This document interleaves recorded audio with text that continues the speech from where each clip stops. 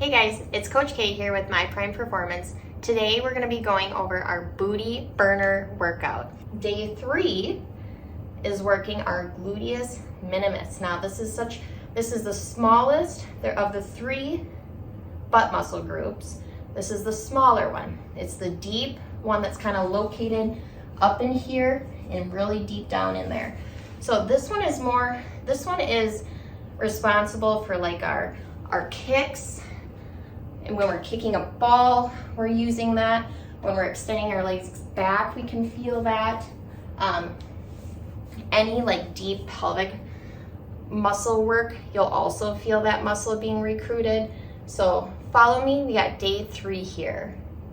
So again, we have 2 rounds, 20 of each. Our first exercise is a donkey kick. What that looks like is we're gonna come down on all 4s. And again, we want to suck in our butts and guts here, make sure we have good form, holding that back straight. And with this one, we want to keep that 90-degree angle the best we can with our knee. We're kicking those heels up, just like a donkey. Nice job. After we get 20 of those, we'll switch to the opposite leg and do 20 here.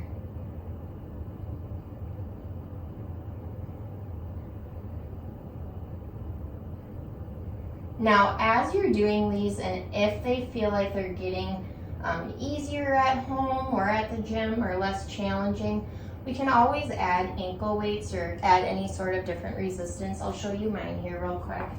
So we can put these on our ankles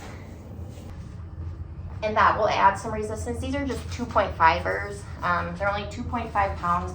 But as these become less challenging for you, that means your body is getting adjusted. So it is very important to listen to your body. If it feels like these are not challenging or nothing's really being worked, that's probably true. Your body's already strong enough and it needs something more. So make sure you're using some bands or some added weight,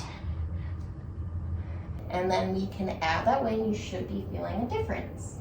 All right, so after we do 20 on this side, 20 on the other side, we'll move on to the next exercise, which is a glute. The next exercise is a glute bridge walkout. What that looks like is we're gonna come down on our back. Again, we wanna make sure our shoulder blades are lining perfectly with the floor so everything is down. And then we're going to bring those hips up just like a glute bridge. And now we're every other raising a leg.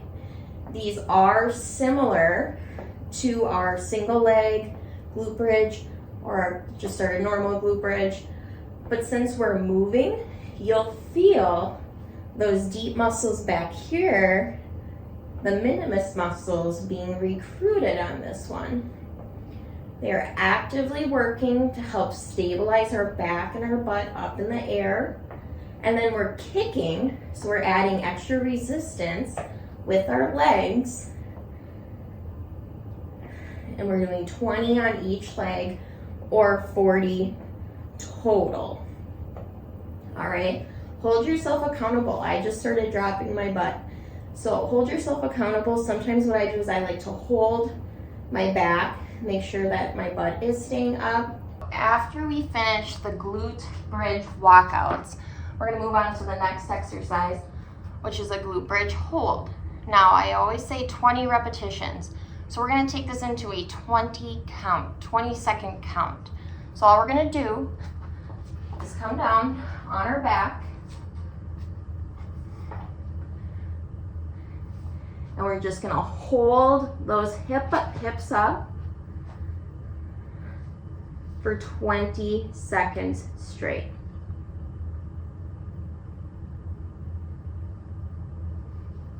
And this one you'll be able to feel those back muscles. Again, you can always hold your hands here, make sure those muscles are being recruited, holding those hips up, 20 seconds, and then back down.